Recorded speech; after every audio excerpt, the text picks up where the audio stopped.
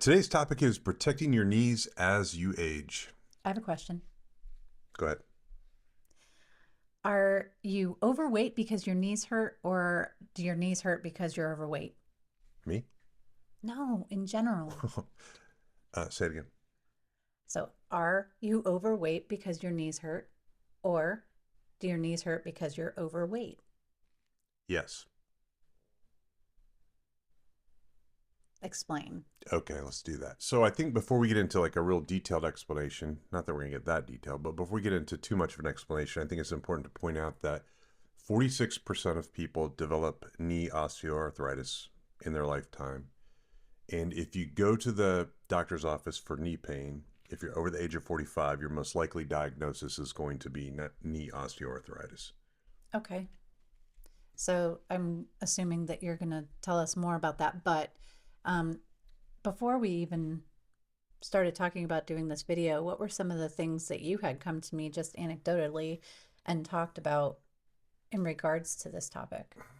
Yeah, well, I mean, so kind of two things stuck out to me with regard to knee pain, both not just as an ER nurse, but also just as an observer of life and the people in our lives with family and friends. I see two common threads, both with patients that come into the emergency department and people in our lives, is number one, there's a weight component. The people who typically have knee problems tend to be overweight, just anecdotally. And then number two, you ready for this one? They tend to be women.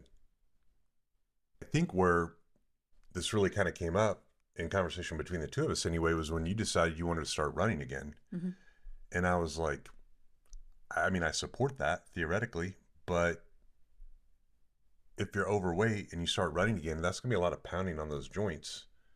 And neither one of us are getting any younger, even though you were younger, obviously. But and then we started looking at or at least I started looking at the research, and I started to notice some interesting themes that kind of went along with my anecdotal observations. And so that's what really kind of inspired us to do this video today. So, why don't we talk about some of the risk factors that you were able to identify from the research that you did? Okay. The number one thing that you found was genetics, Right. And there's not really anything you can do about genetics other than just be aware. right? So, then old age was Right. number two. Yeah. So for old age, so one is just going to be pure wear and tear on your joints, right? I mean, that's just going to happen over time. And then if you think about if you have a profession where you're doing a lot of wear and tear on your knees specifically. So I think, the one that at least comes to my mind is think of like Johnny Bench, a professional baseball catcher. The dude Mhm. kneeled, was squatting for Yeah. a profession. So that's going to be a lot of wear and tear on your joints. But the other point that I think that is important with regard to age is sarcopenia, which is the reduction of muscle mass as we age. And it's one of the things I harp on in the system of, lift heavy things is we want to try to do as much as we can to delay that and prevent that.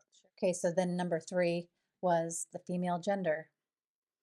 Yeah. So anecdotally, I noticed in the emergency department and certainly in our family, like the three people off the top of my head in our family that I can think of, they're all three female and they're all three overweight and they all three have bad knees. And two of the three have had joint replacements for sure. One of them, I think, Total knee replacement. One of them had them done twice, twice, both knees, twice, both knees, four double knees. knee replacement. Yeah. So, and I was like, well, why the heck? I mean, why are we hating on women? We're not. It turns No. out it's an anatomy thing, which I didn't really realize. So, um, the first part of it is your kneecap or your patella is thinner. Mm. And then where your quadricep tendons attach, as well as the tibial condyle, which is actually the joint itself, it's at a steeper angle Hmm. than in meds, and than in men. And then your femur is thinner than a male femur. When I read all that, I thought about it. I was like, well, I mean, I guess that's true, right? I mean, generally speaking, women have smaller frames, and they're just not designed to carry as much weight as men are from an anatomical standpoint. And so it's not necessarily fair, but that's what it is. But I think it's important to be aware of for Mhm. women. So your last point, though, was about carrying weight. Right. Next risk factor that you found was obesity. Right. And this is probably honestly the number one risk factor. And this is men and women. So if you're Right. over 45 and you're overweight or obese, you're at risk for knee osteoarthritis sooner rather than later. I mean, right. We're all at risk just because we're humans. So Right. you're just increasing that. And the first reason from an obesity standpoint is obvious is like the mechanical load, right? Like just that the heavier something is, it just works on the joint harder. Mhm. So that's the number one. There's also an aspect of chronic microinflammatory process. So as yeah, I know, right? But so if you're obese, I mean, you've got like inflammation going on in your joints and your Yes. organs, and that's one of the reasons why it's so hard on your health in general. And so that's one. And then the third thing that's really less well understood is with regard to metabolic syndrome. And we could do a whole video on metabolic syndrome, but really it's a combination of obesity and diabetes, Oh, etc. And what they think they're finding, but they're not quite there yet on the science, is that some of the different variables of metabolic syndrome actually act independently on the needs. For example, hypertension. So hypertension in and of itself could also be a risk factor that is so mm. there needs to be more research, but obesity in general is not good on your knees for a multitude of reasons. So I get obesity, Yep.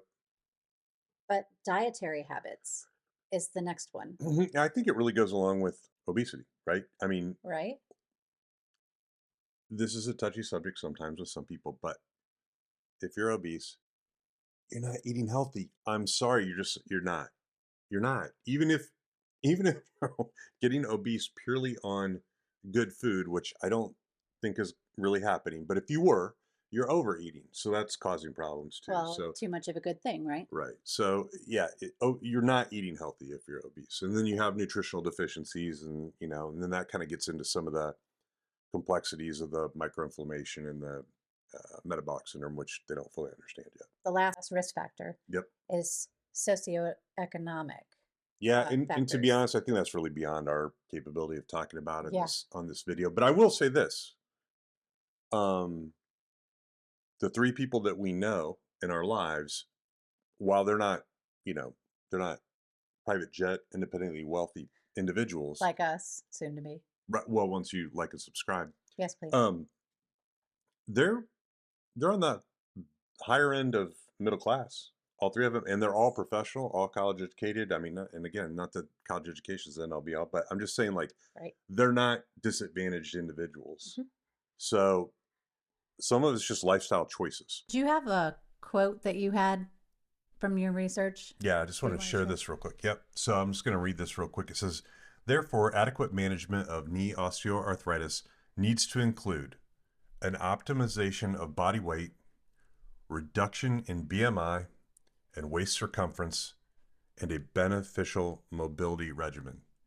Now, I'm no MD, but when I read that, it sounds strikingly familiar to move more, eat better, lift heavy things. And I'm not trying to give myself a free commercial here, but It's true. you picking up what I'm laying down yet? So how do we fix this? That's a great question. So there's a myriad of ways, I mean, if it gets bad enough, you might have to go see the orthopedic surgeon, like the double knee replacement thing. But if you look at the laundry list of different therapies and modalities on how to either prevent knee osteoarthritis or slow its progression, the top two things are lose weight, and number two, strengthen your muscles. Hmm. And we have a whole plethora of losing weight videos that people can watch. I'd link them here, but there's literally all of my videos are about that. But since you're a runner and a woman, and this is particularly important to you, I'm going to let you take it from here with regard to how to strengthen the muscles. All right, let's go. So, as Mike mentioned, this topic is very important to me. After all, the person that we talked about who had the double knee replacement twice is my mother. I've struggled with IT band syndrome after training for and running the Chicago Marathon years ago. And oh, by the way, I am a woman. I'm over 45, and I'm currently training for a half marathon. So all the risk factors are there. Since there is no muscle called the knee muscle, one way you can reduce the stress on your knee joint is by regularly working the muscles around your knee. To help strengthen your knees, I'm going to focus on 6 moves that will work your hamstrings, your quadriceps, glutes, calves, and hip muscles. Now, remember that form is extremely important to avoid inadvertently injuring yourself. It's best to start with your body weight and then add weight once you feel confident with your form. The first exercise is the squat. You're going to stand with your feet about shoulder width apart and your toes turned slightly outward. You're going to look straight forward, keep your abdomen upright and your shoulders back. Now you're going to sit back and down, and keeping your weight in your heels and sticking out your butt, you're going to sit as if you're sitting into a chair. You'll stop when your thighs are about parallel to the floor. Then you're going to rise up again in a controlled motion and pushing through your heels until the knees and the hips are straight. You're going to do 3 sets of these of 10 to 15 reps. The next exercise is the lunge. You're going to start by standing with your feet about shoulder width apart again. Then you're going to take a large step forward and allow your front knee to bend.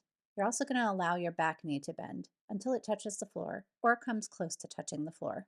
Then you're going to push off that forward leg and you're going to return to the original position. Then you're just going to repeat. You're going to alternate sides because the lunge can be a bit more challenging, especially for beginners. A great alternative is the split squat, which allows you to adjust position of your feet before you get started. It also allows you to build your confidence before you start performing the lunge, and it also provides great benefit. The next exercise is step ups, and these are great for strengthening your legs for climbing up or down stairs. The first thing you're going to do is stand in front of your stairs or onto a step like I have here, and you're going to hold onto the banister or a chair for balance. Then you're going to step up, thrust the opposite knee up towards your chest. However, if you're just beginning, the best thing to do is step up and slowly step back down. Controlling those muscles is really where you gain benefit. Make sure you switch legs, performing about 10 to 12 reps on each side, 3 times each. The next exercise is calf raises. You're going to stand with your feet about shoulder width apart again. If you need to, you can stand next to a wall for support or a chair. You're going to lift up both heels off the ground so that you're standing on the balls of your feet and slowly lower your heels to the starting position. Control is super important in this exercise if you want to strengthen your calves. We're going to do 2 to 3 sets of 10 repetitions.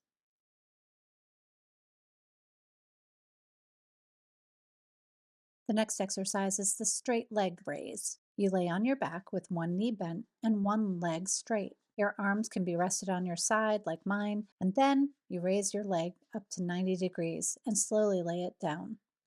Perform 3 sets of 15 of this exercise for each leg. The last exercise is glute bridges. You're going to lie on your back with your knees bent and your feet on the floor. Tighten your abdominal and pelvic floor muscles, and then you're going to press your feet and lift up your hips a few inches off of the floor. And then you're going to tighten your butt muscles as you slowly lower your hips. Then you're going to repeat that exercise. You're going to do this for 3 sets of 15 reps. And one bonus exercise that's always good for the heart and soul is giving rubs to man's best friend.